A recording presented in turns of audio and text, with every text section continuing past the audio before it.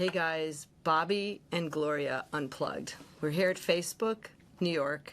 Beyond excited. I can't really believe that I'm sitting here with you, Gloria. Likewise. No, yeah, okay. All right, now I can't even believe Gloria Steinem said that to me. But it's an amazing thing because we would be nothing without you. And I said, stop it. But come on. There isn't a girl in this room and a girl out there that doesn't have total gratitude for everything you have done for us. And I'm one of them because it's like a chain. A movement means we have gratitude to each other. Someone has to start the movement.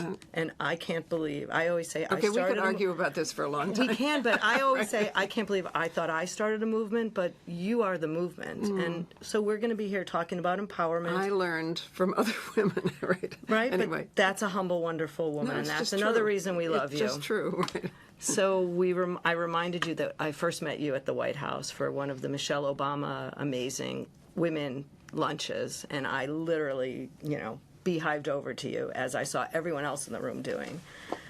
It must be just amazing. Everywhere you go, people must stop you and hug you and thank you. No, it is great because it's like a shortcut to instant friendship. Right. Because you care about a lot of the same things and you can skip past the first 6 weeks of lunches and, No, it is a gift. And it's different from, I think, actors who are famous for being someone else. Right.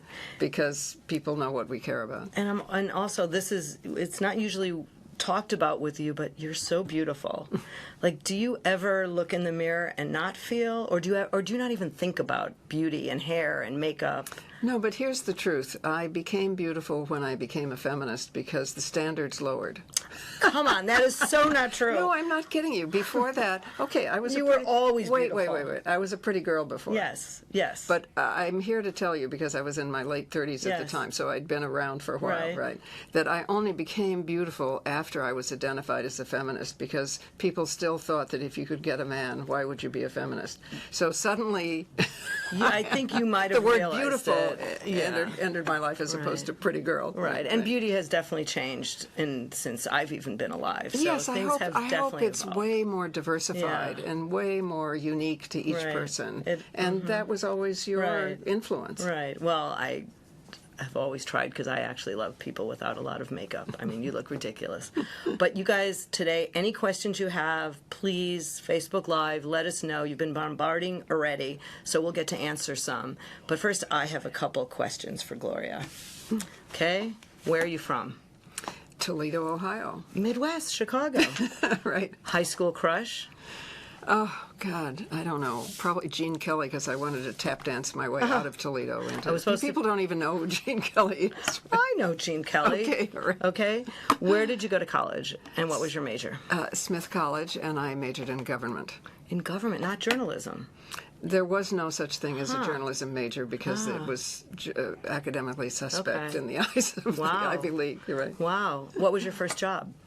What was my? Well, I had a ton of jobs. I mean, I worked as a dancer, I worked as an exercise teacher, I worked as a swimming teacher. All kinds of things. Right. What's your favorite job you've ever had? Well, Ms. Magazine is really my favorite because we created it and we created our own jobs, and it was a kind of circular structure, not a hierarchical structure. So could you bring it back? In the sense, what?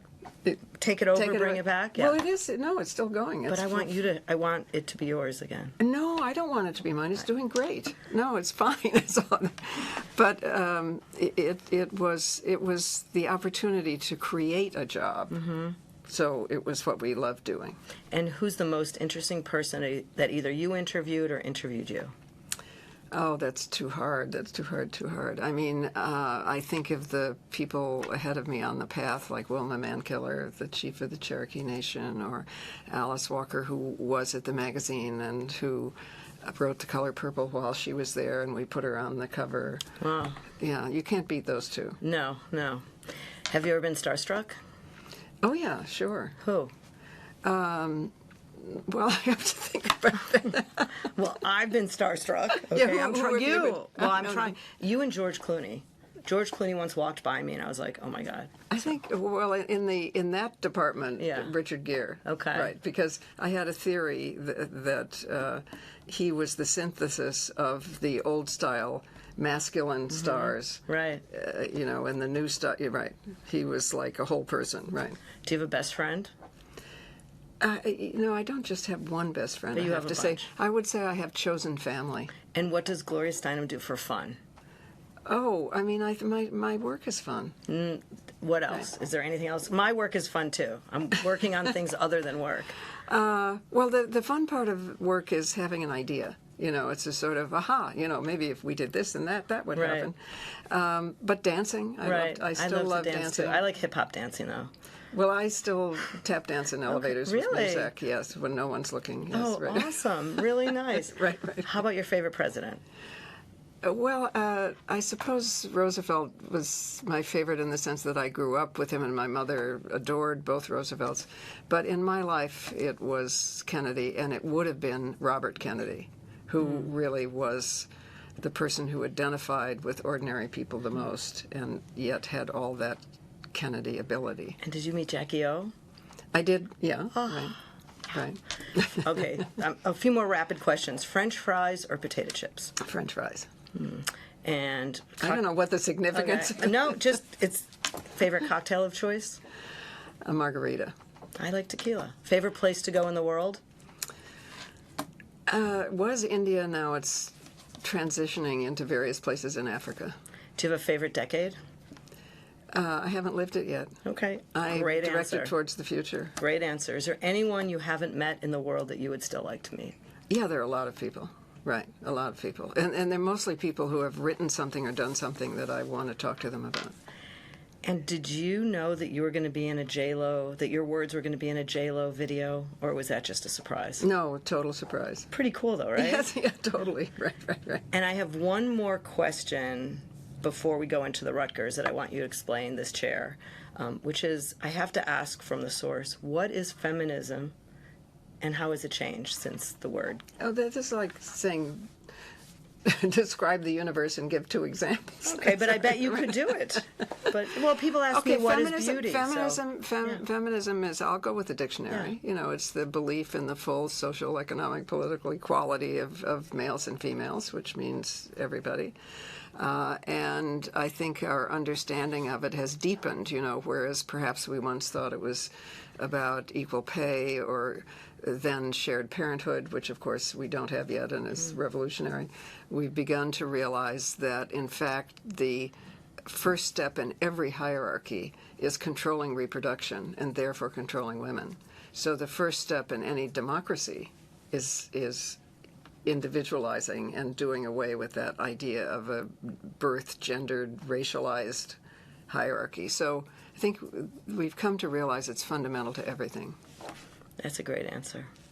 Okay, now we're here to talk about Rutgers. So for you guys that just joined us, we're here with Gloria Steinem. I love Rutgers. My husband went to Rutgers, and I happen to live in New Jersey.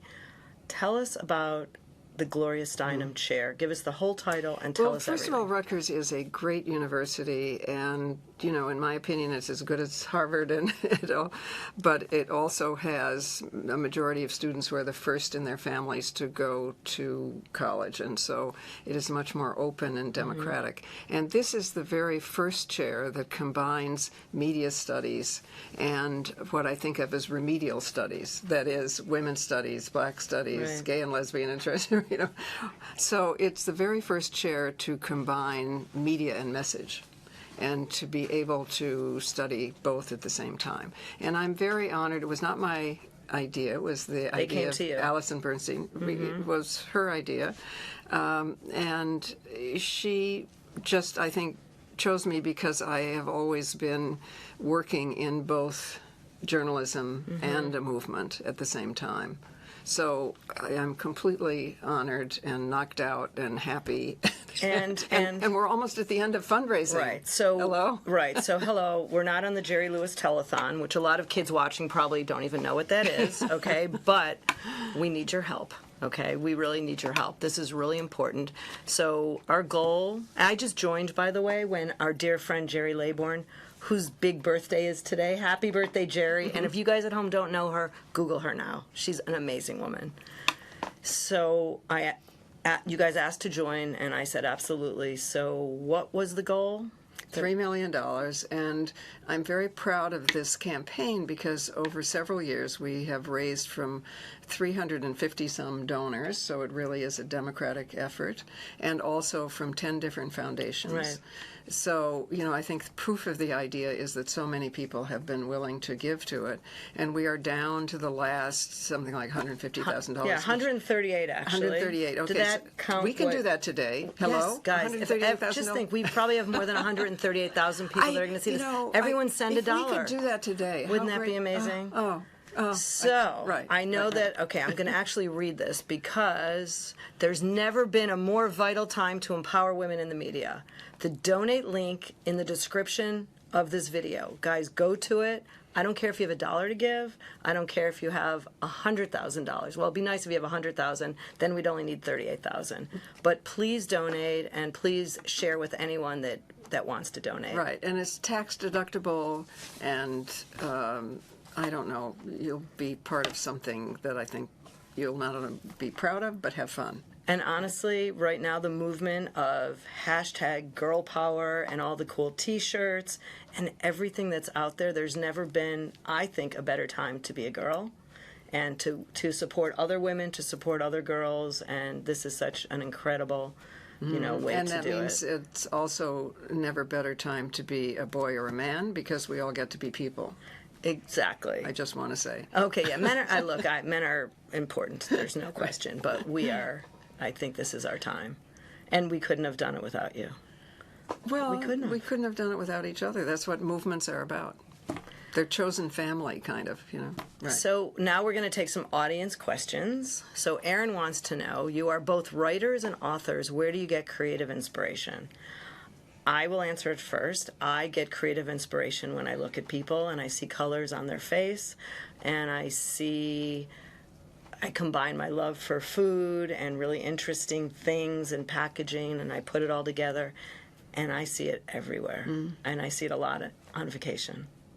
And how about you? And I get it when I see the why of something, and I think, I'd really like to put those two things together because people are not seeing their connections. To name a simple one, domestic violence is the biggest predictor of all other violence. So if we screened, say, the cops for domestic violence, right, they would be way less likely to commit racist violence because they're both supremacy crimes. Right. Does that make sense? You're not getting money, you're not getting anything out of it, right? Except a feeling of control and supremacy. All right, that's just a tiny example. But when you see that two things connected could solve a problem, it's exciting. Right, amazing. Any other questions popping in, guys? Okay. So Stacy asks, awesome to hear these fabulous women talking about diversity and beauty. Where do you see the future, and how can the media support this representation? Well, first of all, we can support it just by showing different people. We tend to feel that what we see on the media is the norm, and if we don't match it, then there's something wrong with us. So the more we look at the media and see this country, the United States, as we really look, which is like in 20 minutes we're not going to be a majority white country anymore because the first generation of majority babies of color has already been born. Okay, we should be seeing that on the media. We should just be seeing reality. I mean, I see it in the fashion industry. I see a lot of, strong women and not just all tall, skinny, string beans. I see a lot of models who are mixed. And, I just named a model who's 101 years old. So yes, now I'm inspired by this model. And now okay, you're the I need a future role model. Right? Yeah, no, we all do. We all do. So another question. Florina asks, what a pretty name, what's your happiness? Mine's on a beach with my family. Mine, I don't know how to explain it, but every once in a while I'm just walking in the street and unexpectedly, for no reason, I kind of feel suddenly at one with the universe in some weird way. It doesn't last, but it's just great. You just feel at one, at peace, and staying open to those moments. Do you ever get in a bad mood or a funk? And what do you do? Yeah, no. Yes, of course I get in a bad mood or a funk. And that's what movements and friends and chosen family are about. Because if you hang out together, and feel understood and supported, then you get out of your funk. And do you exercise still? Well, I like to think I exercise, but the truth is mainly it comes from running through airports. Okay, well, that works. That works. And by the way, Bobby plays golf every single day. So Very you got to impressed. keep going. Very impressed. Okay. So, comment from Nancy. Thank you, Gloria, for all you've given our fragile world. Congrats to Rutgers for their wise decision. So, and in closing, we need $138,000 by May 31st, 2017 to meet our goal of $3 million to create the Gloria Steinem Endowed Chair in Media Culture and Feminist Studies. The donate link is in the description of this video. I cannot thank you guys for tuning in, and would you please send this to every person you could think of, share and it's it. tax deductible, and don't you think your tax dollars would be maybe better used doing this than doing something else? I think we got this. Thank you, everyone in this room, and thank you, Gloria. Thank you. You're so Thank cool. you. Thank you. Mwah. Thank you. Bye, everyone. Thanks.